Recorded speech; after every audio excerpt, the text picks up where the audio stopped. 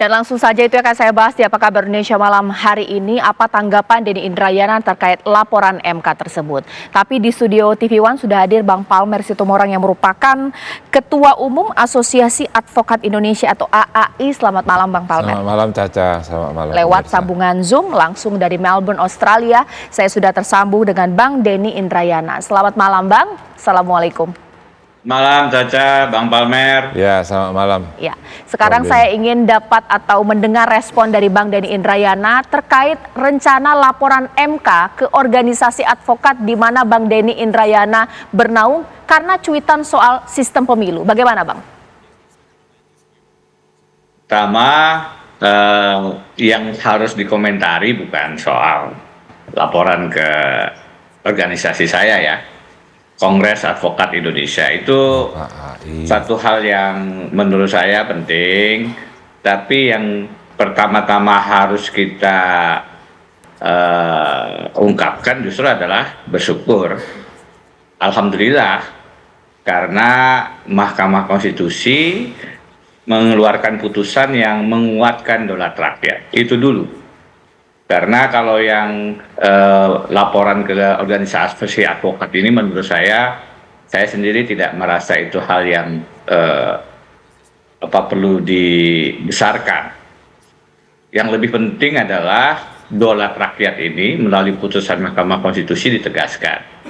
Saya mengunggah pandangan saya di sosial media termasuk di platform Twitter itu karena ingin suara rakyat yang menurut survei indikator itu 80% setuju dengan sistem proporsional terbuka, 8 partai di DPR dari 9 kecuali PDI Perjuangan setuju dengan sistem proporsional terbuka. Bolehlah dengan 2 parameter itu kita menyimpulkan bahwa aspirasi mayoritas rakyat ingin sistem proporsional terbuka. Itulah yang menjadi nawaitu tujuan saya untuk mengadvokasi melalui berbagi informasi ke khalayak. Kenapa? Karena saya setuju pelaksanaan sistem proporsional terbuka. Paling tidak ada 2 alasan. Pertama adalah itu open legal policy adalah kewenangan daripada Mahkamah Konstitusi untuk menentukan sistem pemilu yang apa yang harus diterapkan. Konstitusi kita tidak mengatur, berbeda kalau sistem pemilihan presiden itu diatur langsung oleh rakyat, 2 round system, bisa 2 putaran, sedangkan DPD misalnya dengan distrik 4 orang mewakili setiap provinsi, pemilihan legislatif tidak diatur. Maknanya itu diserahkan kepada pembuat undang-undang. Di kita adalah Presiden, DPR, dan DPD. Melalui proses apa? Proses legislasi. Bukan melalui proses adjudikasi di lembaga peradilan Mahkamah Konstitusi. Karena itu, jikapun akan melakukan perbaikan, sebaiknya dilakukan pada waktu yang lebih cukup, melibatkan semua pemangku kepentingan, stakeholder, Bang Denny. dan melibatkan meaningful public participation. Yang kedua, jika sistem tertutup yang kemudian diterapkan itu dalam analisis saya bisa menimbulkan gridlock, deadlock, karena KPU pada saat akan merubah peraturannya karena masih berdasarkan sistem proporsional terbuka, itu akan perlu konsultasi dengan DPR. Menurut Undang-Undang Pemilu, konsultasi itu wajib dan mengikat, sehingga jika DPR tidak setuju, akhirnya akan terjadi deadlock, gridlock, dan constitutional crisis pada penundaan pemilu.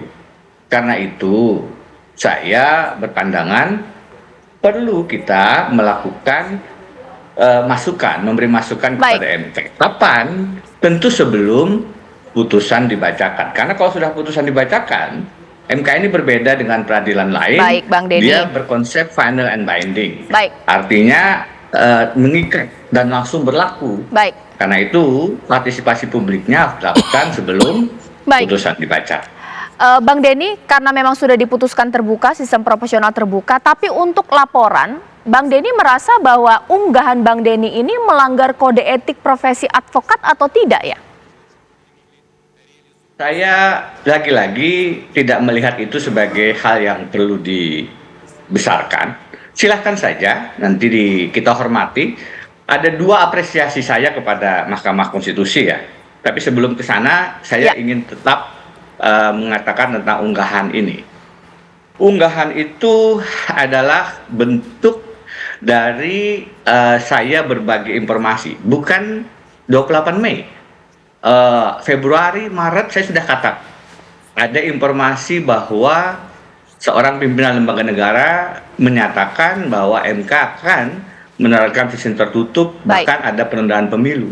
Sudah saya sampaikan. Baik. Dan teman-teman media pada saat membaca apa yang saya sampaikan pun mengatakan kami juga mendengar informasi yang sama.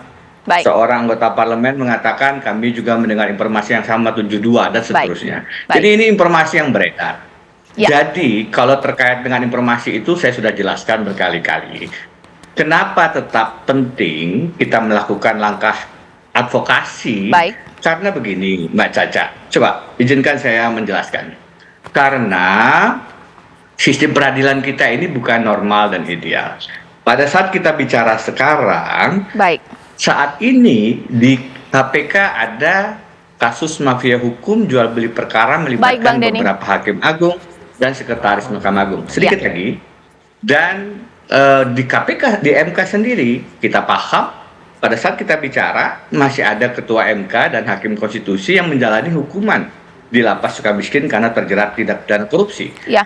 Dalam situasi semacam itu, ibarat kita minum obat tensi darah tinggi, kalau tidak turun-turun tensinya, maka dosisnya dinaikkan dari 5 gram ke 10 gram. Baik, Bang Denny. Itu sebabnya kontrol publik, 1 menit, kontrol publik perlu ditingkatkan kepada MK justru sebagai bentuk public participation.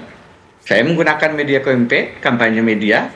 Saya menggunakan public campaign, kampanye publik, sebagai bentuk cinta kita agar Mahkamah Konstitusi dalam memutus perkara yang sangat strategis, sangat penting ini, menyangkut daulat rakyat, menyangkut sistem pemilu kita yang jujur, adil, dan demokratis.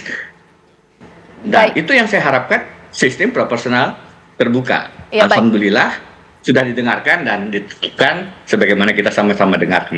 Baik, mohon maaf Bang Denny, memang saya durasinya terbatas. Mungkin sekarang ditanggapi oleh Bang Palmer karena organisasinya memang beda, tapi undang-undangnya sama. Ada yang dilanggar tidak sih dari unggahan Bang Denny? Iya, dari segi ucapan itu yang diutarakan oleh Prof Denny ini adalah tujuannya sih bagus, caranya melanggar etika advokat. Apa batas?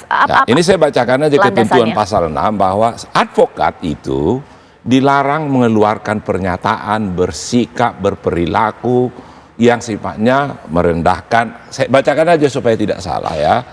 Bahwa bersikap, bertingkah laku, bertutur kata atau mengeluarkan pernyataan yang menunjukkan sikap tidak hormat pada hukum, ya, peraturan perundang-undangan atau pengadilan. Nah, kemarin dikatakan Pak Denny itu tadi yang diucapkan itu betul lah, memang ada niat bahwa untuk tujuannya baik lah, itu tidak bisa. Tetapi ketika kita menggunakan cara, kan yang dikutip itu adalah fakta. Saya mendapat informasi bahwa MK akan memutuskan seperti ini, bla bla bla bla. Kita tahu, Prof Denny tahu bahwa tidak mungkin di dalam hakim MK itu membocorkan apa yang mau diputuskan.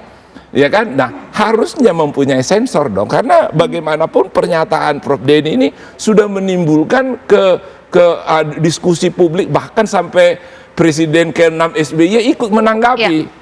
Ya, artinya kan memang menarik. Bahkan sekarang sampai MK mengirimkan surat, artinya ada suatu bola terus bergulir yang artinya ada ketidaknyamanan di publik, ada penggunaan kata ya, karena tadi bukan penafsiran mau sistem terbuka mau sistem tertutup itu boleh saja diperdebatkan, tetapi ketika kita memberikan koreksi itu kepada negara, kepada pengambil keputusan, tidak dengan lantas mengatakan bahwa saya mendengar, karena terciderai lembaga ini, lembaga MK itu hakim-hakimnya itu menjadi tidak nyaman. Akhirnya kalau memutus begini seolah-olah karena omongannya Prof Denny, kalau tidak memutus begini seolah-olah karena begini, jadi tidak nyaman. Jadi bisa juga trial by the press, bisa kampanye sih silakan, kan banyak word yang bisa kalimat yang bisa digunakan atau mention yang bisa digunakan yang tidak sifatnya mengambil satu bahwa saya mendapat informasi A1 di situ.